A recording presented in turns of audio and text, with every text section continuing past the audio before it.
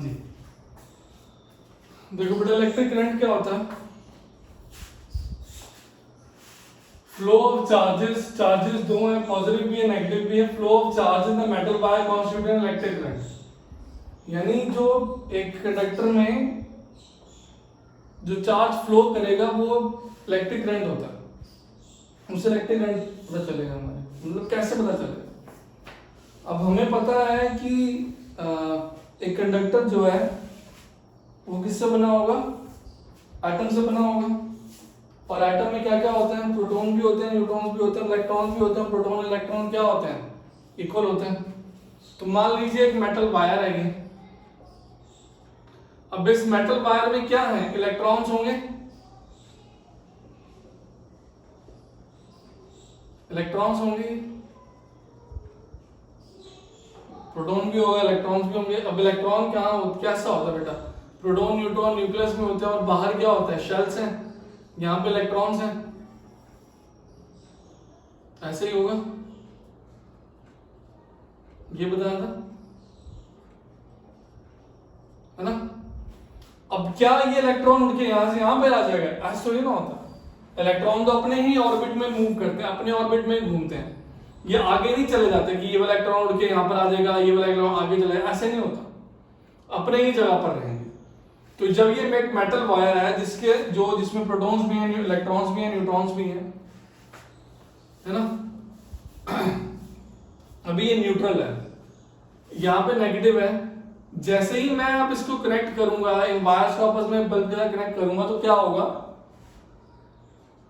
ये जो नेगेटिव है, इलेक्ट्रॉन का भी नेगेटिव है और ये भी नेगेटिव है। इलेक्ट्रॉन भी नेगेटिव है और ये वाली जो साइड है ये भी सेल की नेगेटिव है।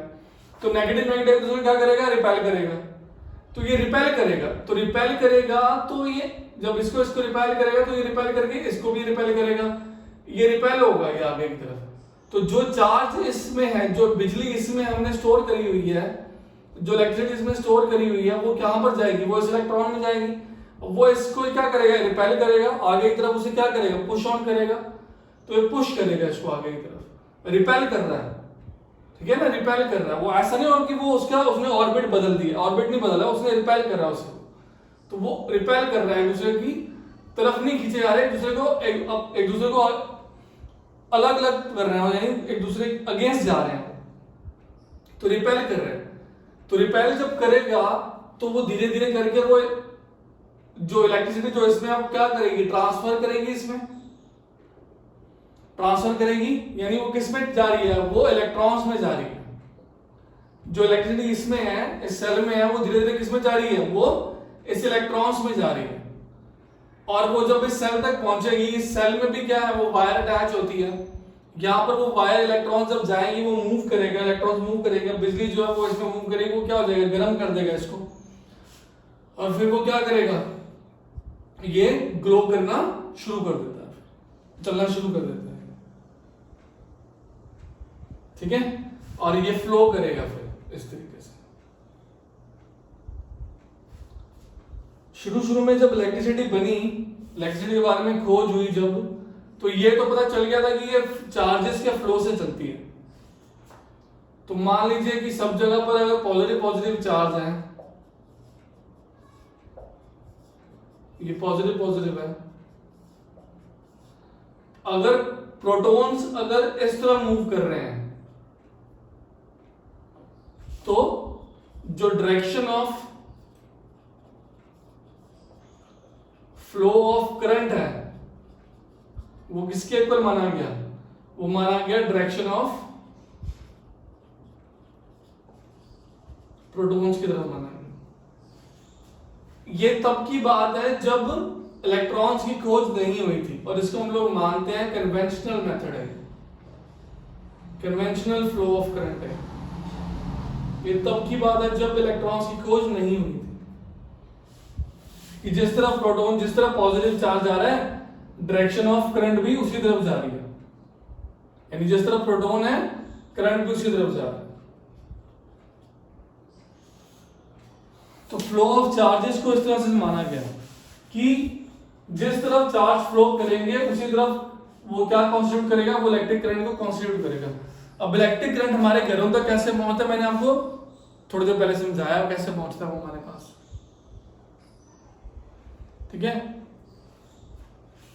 मगर जब इलेक्ट्रॉन्स की खोज हो गई तो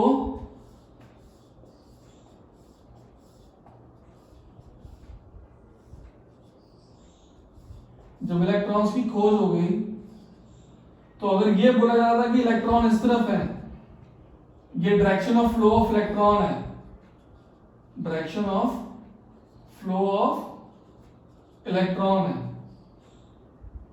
इस तरफ जा रहे हैं इलेक्ट्रॉन, तो डायरेक्शन ऑफ करंट क्या है, उसका ऑपोजिट माना गया। Direction of flow of current क्या माना गया, ऑपोजिट माना गया कि अगर इलेक्ट्रॉन इस तरफ जा रहे हैं तो करंट किस तरफ होगा, करंट इस तरफ होगा, करंट इस तरफ जाएगा।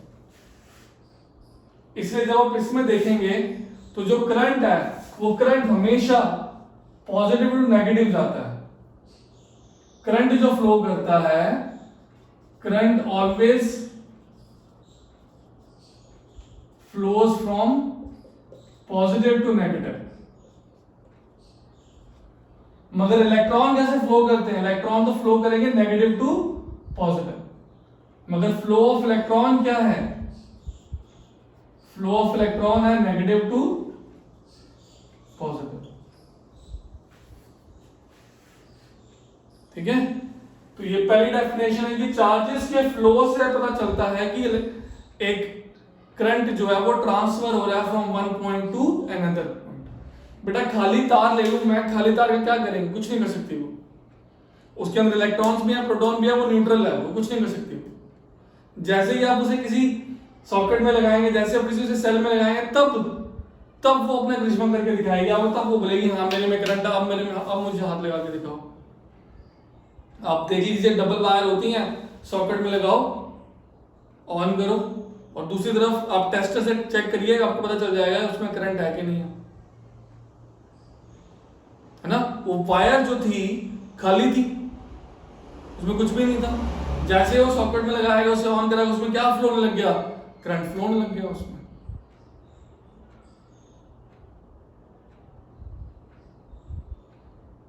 ठीक है, तो जो चार्जेस फ्लो कर रहे हैं, तो flow of charge in metal wire constitute an electric current, कुछ इस तरह से।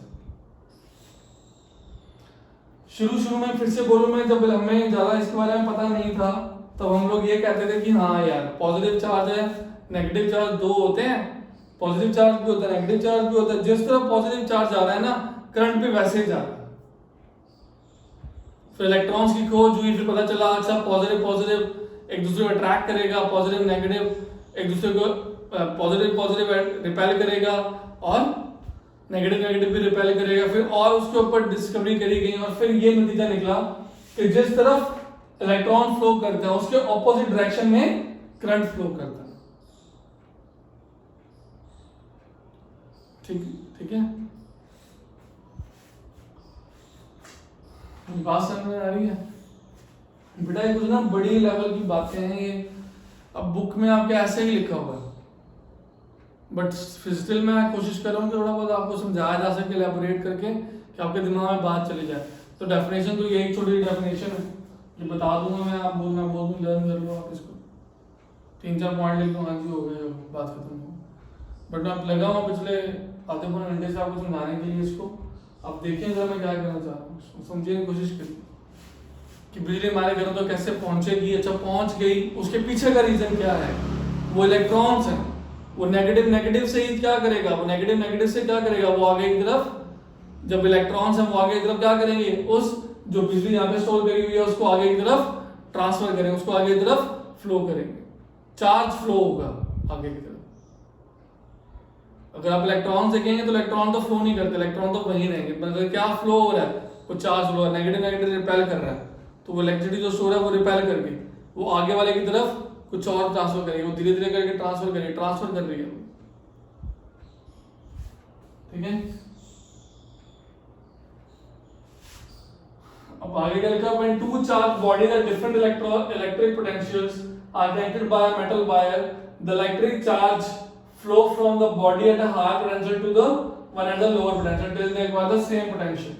अब यहाँ पे इलेक्ट्रिक पोटेंशियल का मतलब क्या था, मैंने आपको क्या बताया था, जब आप एक जगह पर पोटेंशियल एनर्जी को स्टोर करते हैं, ठीक है, अब वो पोटेंशियल एनर्जी फ्लो करते हैं, पोटेंशियल एनर्जी कम होती रहती है, लोअर पे आती रहती है। यही बात मैंने पीछे वाले में समझाई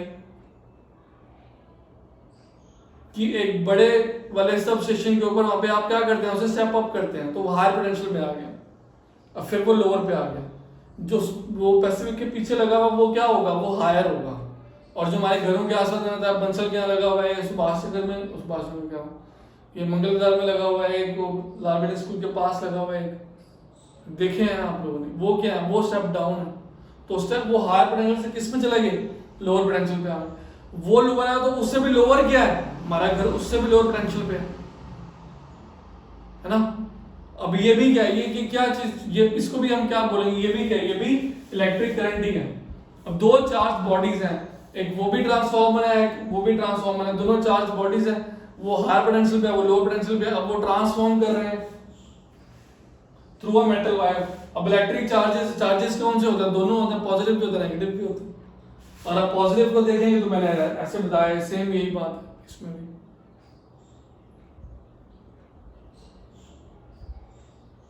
ठीक है, थोड़ा पेशेंटली देखें जरा इसको, समझ में आ रही मेरी बात।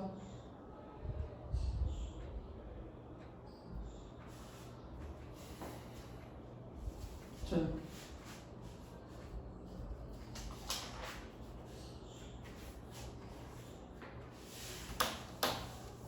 देखिए जो बोल रहा हूं मैं,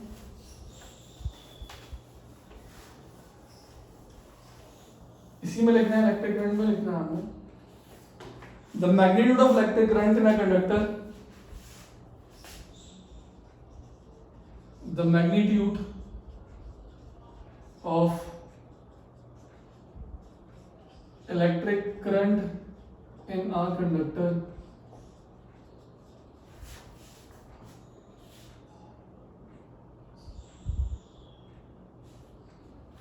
is the amount of electric charge, is the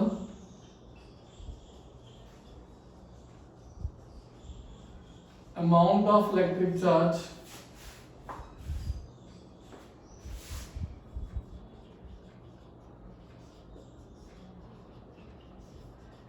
passing through a given point,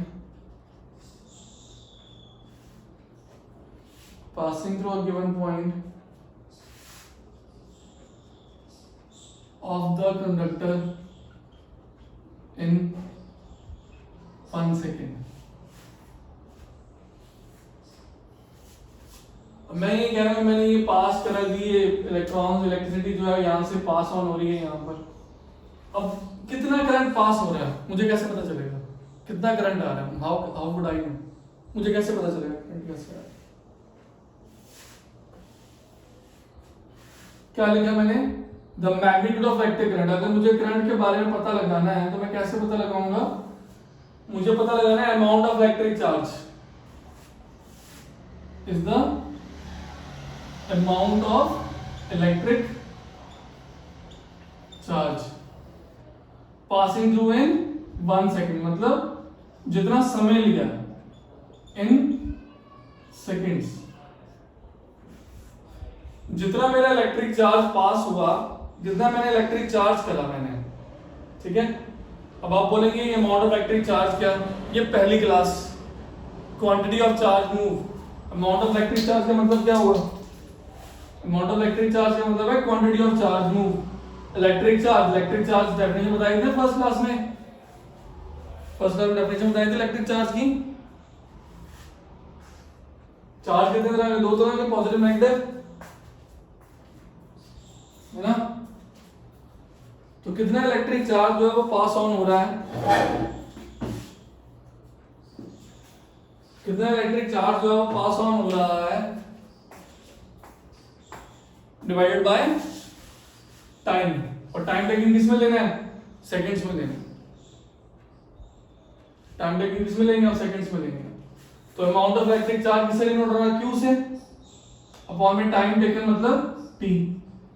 अब क्वांटिटी ऑफ चार्ज मूव किसके इक्वल था, नंबर ऑफ इलेक्ट्रॉन्स इनटू में इलेक्ट्रॉन की वैल्यू कितनी था, इलेक्ट्रॉन कितने चार्जेस थे, 1.6 × 10⁻⁹ कूलम।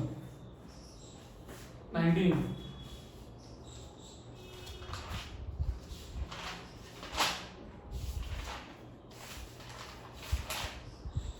ठीक है, अपॉन में टाइम टेकन, तो इससे क्या आ जाएगा, इससे करंट आ जाएगा।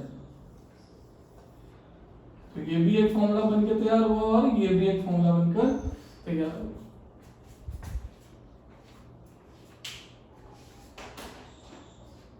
जी मेरी बात समझ आ रही है बेटा? कितना करंट पास ऑन हो रहा है, कितना करंट पास ऑन हो रहा है वो कैसे पता चलेगा? Amount of electric charge, second से आप उन्हें डिवाइड कर देंगे तो आपके पास क्या आ जाएगा, करंट आ जाएगा। अब आप बोले अमाउंट ऑफ इलेक्ट्रिक चार्ज कैसे पता चलेगा? वो इलेक्ट्रिक चार्ज वो कैसे निकालना है, वो क्यू से डिनोट होता है। क्यू कैसे आता है, एन अपॉन में टाइम टेकन।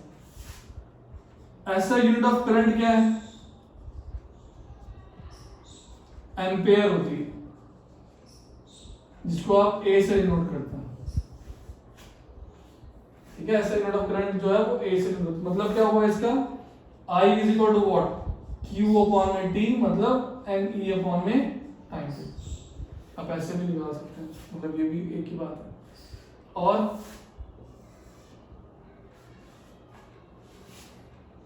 एक वर्ड है मिली एम्पेयर,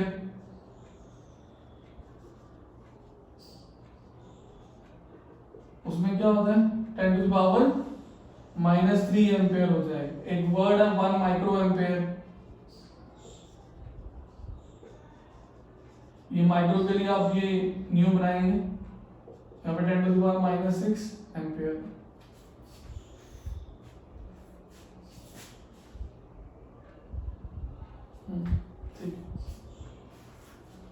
ठीक है, तो ये आपका कॉन्सेप्ट है करंट का, ये आपका कॉन्सेप्ट है करंट का जो मैं समझा रहा हूं आपको। समझ रहे हैं बात मेरी? करंट हमेशा सेकंड्स में, time taken in current, time taken is always will always be in seconds, ये ध्यान रखिएगा। करंट में हमेशा टाइम टेकन सेकंड्स में ही लेना है, आंसर गलत हो जाएगा नहीं तो। ठीक है, ये क्वेश्चन लिखिए जरा, जो मैंने अभी अभी आपको समझाया है, मैं न्यूमेरिकल की हेल्प से आपको क्लियर आउट कर सकूं।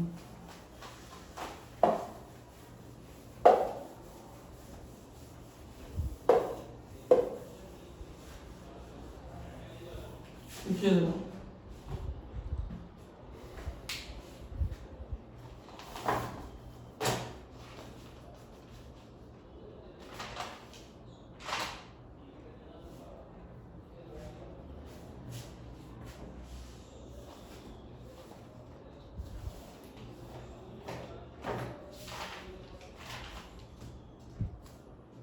an electric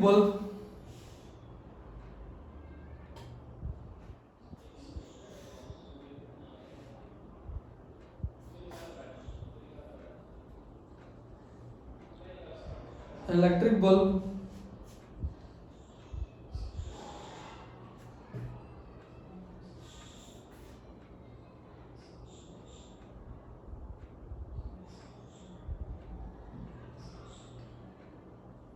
draws a current of 0.25 ampere, draws a current of 0.25 ampere for 20 minutes.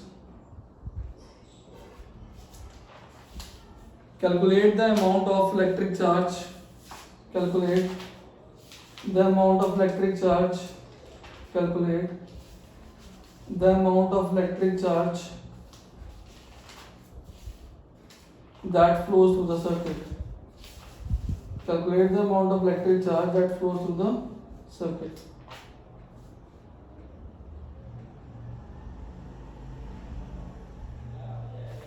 हाँ जी,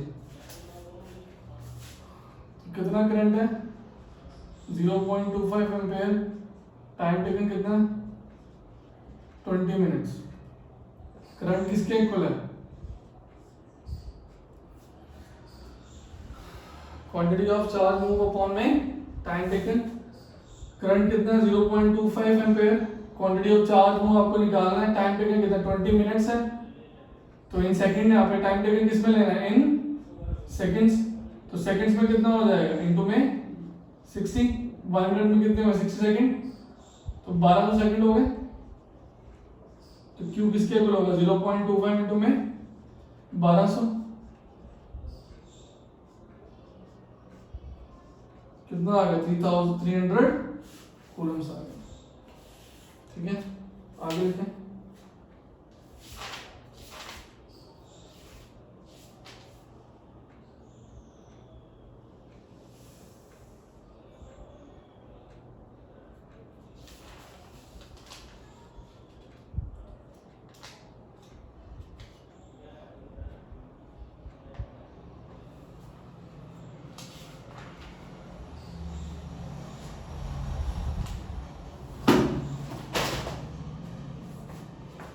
If 20 coulomb of charge, if 20 coulomb charge pass a point in a circuit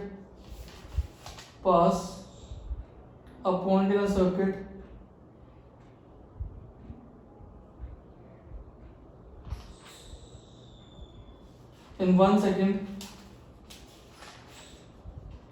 what current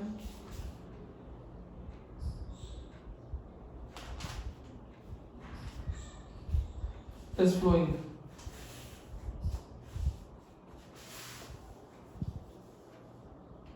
हाँ जी, Q कितना दिया हुआ है 20 coulomb दिया हुआ है आपको, समय सीमा कितनी है 1 सेकेंड, तो सीधा सीधा करंट कितना आ जाएगा 20/1 कितना 20 एम्पीयर। ठीक है,